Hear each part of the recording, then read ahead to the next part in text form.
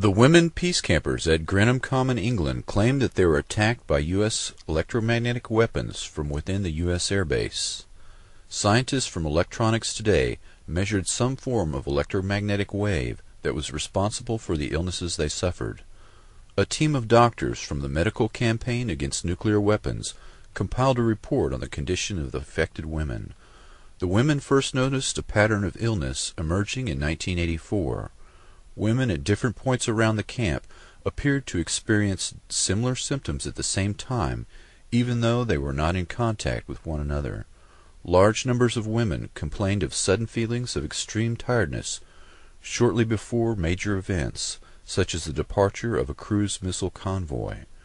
Readings taken with a wide-range signal strength meter showed marked increases in the background signal level near one of the women's camps at the time they claimed to be experiencing ill effects, including vertigo, retinal bleeding, burnt face even at night, nausea, sleep disturbances, palpitations, loss of concentration, loss of memory, disorientation, severe headaches, temporary paralysis, faulty speech coordination, irritability, and a sense of panic in non-panic situations, and in one case, a circulatory failure that required emergency treatment.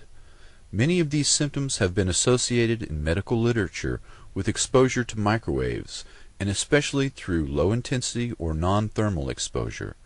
These effects have been reviewed by Dr. Robert Becker, twice nominated for the Nobel Prize and a specialist in electromagnetic effects.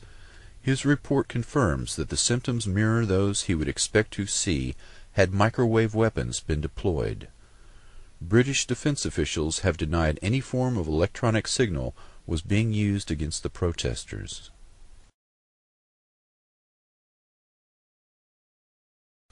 The Department of Justice Electromagnetic Weapons Program.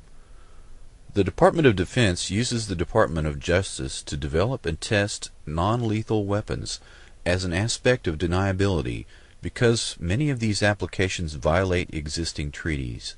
By using the Department of Justice and classifying these programs as crowd control, they are able to avoid scrutiny and can violate the spirit of the law without technically being in violation of international treaties.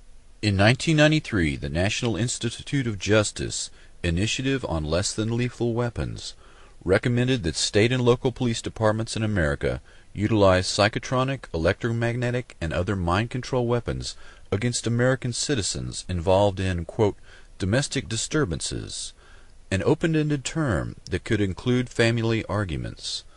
The report said, quote, short-term research will be completed to adopt a military technology to use by domestic law enforcement, including laser, microwave, and electromagnetic weapons, unquote. The Washington Post reported, quote, the Pentagon and the DOJ have agreed to share state-of-the-art military technology with civilian law enforcement agencies, including exotic non-lethal weapons, unquote. This new approach to law enforcement was showcased in a 3-day secret conference on non-lethal weaponry at the Applied Physics Laboratory at Johns Hopkins University in Maryland. The conference head was Colonel John B. Alexander, Program Manager for Non-Lethal Psychotronic Defense, Los Alamos National Laboratory. Attending the meeting was Attorney General Janet Reno, military weapons specialists, and representatives from state and local police departments. Subjects included radio frequency weapons, high-powered microwave technology, acoustic technology, voice synthesis, and application of extreme frequency electromagnetic fields to non-lethal weapons.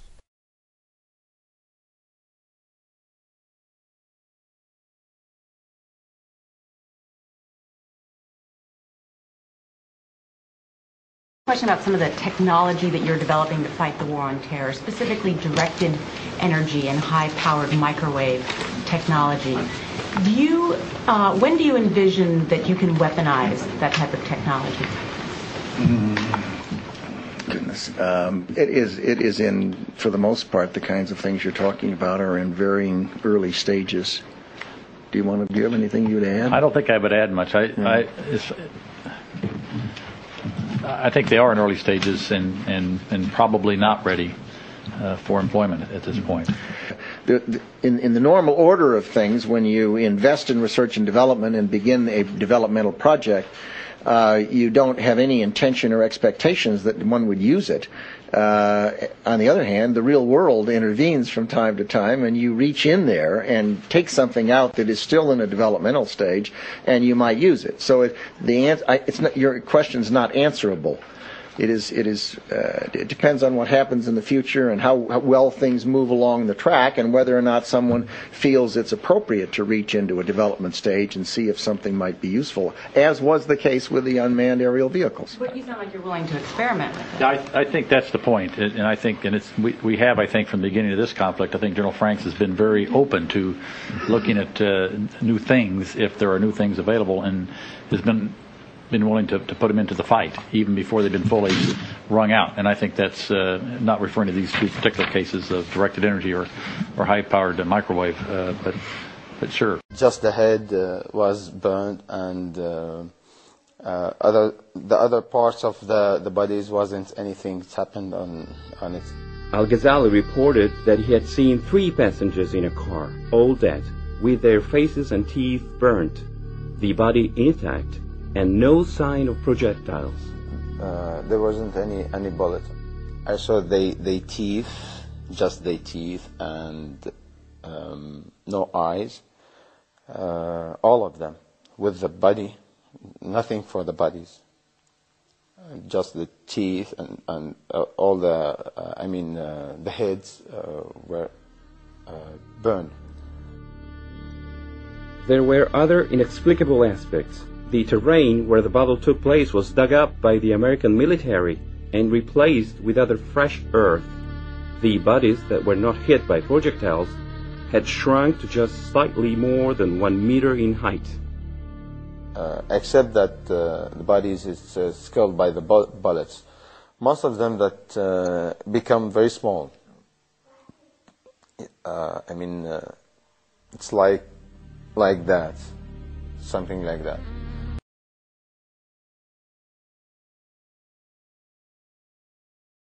Talk with the colleague Dr. Saad Al-Faluji, which is the chief surgeon in that hospital. Dr. Al-Faluji said me that from the survivors that he operated, that they said they did not hear any noise. So there was no explosion to hear, no metal fragments or shrapnels or bullets in the bodies. So they themselves were thinking of some strange kinds of weapon which they did not know. No gunshot wounds? No. I don't know what it was really. We are here 10 surgeons. We couldn't decide what was the weapon which been hit this car. But inside the bodies you did not discover ordinary bullets? All of them we didn't find bullets. Yeah. We didn't find bullets. But most of the injured people been dead, so they took them immediately to the refrigerator. We couldn't dissect and see. But those who are alive, we couldn't find any kind of shells. We didn't find shells inside their body. Outside, it seems to be a new weapon. It seems a new weapon. They try to do experiments on our civilian. We don't know what was. Nobody can identify what the type of this weapon. 26 in the past. About 20 of them. Some of them have no head. The head being cut. Some of them, the arms, the legs. The only one who didn't injure was the driver. And really, I don't know how he reached our hospital. Because one arm was in his lap. One head beside him. It was a very, very strange, horrible thing.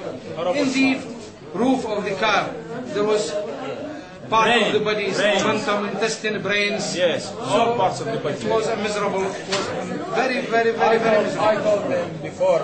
Do you have idea with what kind of weapons they attacked that bus? The bus, we didn't know what kind of weapon would be hit.